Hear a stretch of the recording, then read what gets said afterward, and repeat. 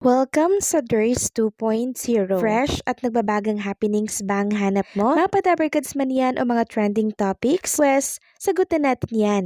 Kaya naman isubscribe nyo na ang ating channel para sa mga nagbabagang balita everyday. Welcome back again sa ating YouTube channel mga kadabarkads, and for today's video, ang pag-uusapan natin ay tungkol sa mga importanteng kaganapan sa loob at sa labas ng Itbulaga. Pero bago yan, update muna tayo sa mga views ng tatlong Lenten special po ng Itbulaga. Still nangunguna pa rin sa taas ng views ang The CEO ni Miles Ocampo na meron pong 1.5 million views in 5 days. Pinangalawahan naman ito ng My Forever ni Bossing Big Soto na may 994K in 4 days.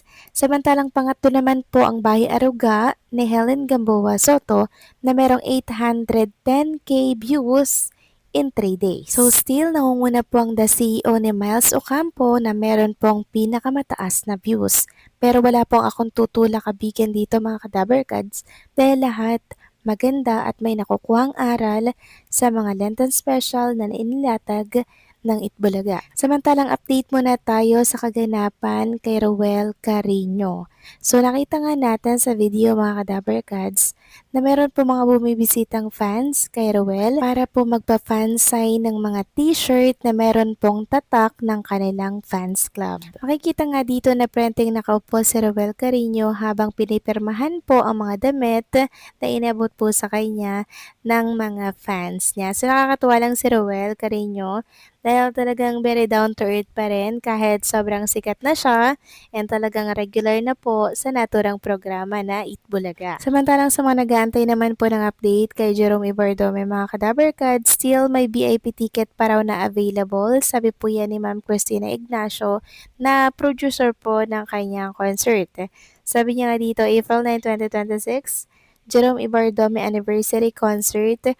Meron pa daw pong natitirang VIP, kaya naman kung gusto nyo pong makasama at maging parte po ng first anniversary ni Jerome Ibardome, nako, bumili na po kayo ng ticket kay Ma'am Christina Ignacio. Samantalang congratulations naman kay Lucky M. Robles dahil siya po ay naimbitahan mga kadabarkads para po kumanta dito sa isang simbahan. Sabi nga dito, singing Natutulog ba ang Diyos during 7 last words at Santuario de San Jose Parish, Green Hills, accompanied by Brother Simon Joseph Santos. Thank you so much, Brother Adrian Panganiban, for inviting me to sing in our yearly devotion here at Santuario de San Jose Parish. Thank you, Miss Maita Martinez, Gigi Alvarez, and Kuya Moti Mendigoria. Bless Holy Saturday to all of you, Dabarkads. Samantalang next topic naman tayo, pag-usapan naman natin ang kaganapan kay Jose Manalo. So nakita nga natin yung taong-taong ginagawa ni Jose Manalo tuwing mahal na araw mga kadabarkads. Yung taong-taong panata na kung saan lumuluhod, lumalakad ng nakaluhod mga kadabarkads, and alam nyo ba may pinagtapat si Jose Manalo na yung tuhod niya na hindi pwedeng lumahod, after niyang lumuhod, wala po siyang naramdamang sakit. Sabi niya nga dito, totoo po ang faith. Ang pinakabawal sa tuhod ko ay ang lumuhod, pero after niyan kahit konting sakit, wala akong naramdaman. So nakita nga natin dito sa video mga kadabarkads na nakaluhod tapos lumalakad si Jose Manalo. Gamit yung tuhod ha mga kadabarkads. Yan po yung taon-taon niyang panata. Yan po ang panata ni Jose Manalo mga kadabarkads. Samantalang next topic naman, pag-usapan naman natin ang tungkol pa din dito sa mainit na pinag-uusapan ngayon sa mundo ng social media matapos pumutok nga po ang napapabalitang paglipat di umano ng Itbulaga sa GMA Network.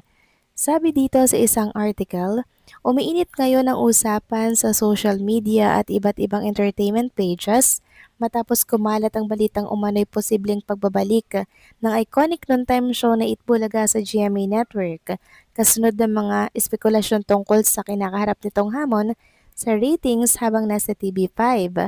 Ayon sa mga kumakalat na usapan online, may umano'y internal discussions na nagaganap hinggil sa posibilidad ng pagbabago sa kasalukuyang network partnership ng programa. Layunin umano nito na muling mapalakas ang viewership at advertising support lalo na sa gitna ng matinding kompetisyon sa noon time slot kung saan nagsasapawa ng iba't ibang palabas para sa atensyon ng masa. Sa ngayon, hinihintay pa rin ng publiko ang anumang opisyal na pahayag na manliligaw sa tunay na estado ng usaping ito. Actually, mga kadabarkads, kung ratings pang pag-uusapan, mataas pang ratings ng Itbulaga kahit na nasa limited channel lamang sila nakalagay, which is sa TV5. 'Di ba? Mataas pa rin yung ratings nila. Parang nasa 3 point something plus.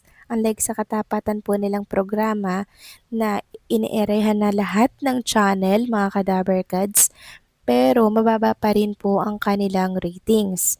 Pero sa oras na Itbulaga pang ilagay sa GMA Network, talagang mababa na dyan yung 8%, 5%, ganyan po naglalaro kasi yung ratings ng Itbulaga nung time na nasa GMA Network pa po sila. Actually mga kadabarkad, sobrang okay na po ang Itbulaga dito sa TV5. Bonus na lamang kung madagdagan pa po ng channel yung kanilang programa. Hindi rin po aalis ang Itbulaga sa TV5 mga kadabarkads dahil matagal pong inasam ni Mr. Manny B. Pangilinan na mapapunta sa kanila ang Itbulaga. Nung time nga po na nasa GMA Network pa ang Itbulaga, sinusulot-sulot at kinakausap na po yan ni Mr. Manny B. Pangilinan. Kaya never po yung papakawala ni Mr. MVP at ilalagay sa GMA. So pwedeng ilagay sa GMA pero dagdag additional po na channel lang. Pero yung aalisin mismo sa TV5, hindi po yun mangyayari. Dahil lang Itbulaga po talaga ang sobrang nagre-rate na programa sa kanilang network. Pero kung ako ang tatanungin mga kadabarkads, okay na din naman po ang Itbulaga sa TV5 eh. Marami din naman nilang sponsors. Tapos marami din naman nilang ads, 'di ba?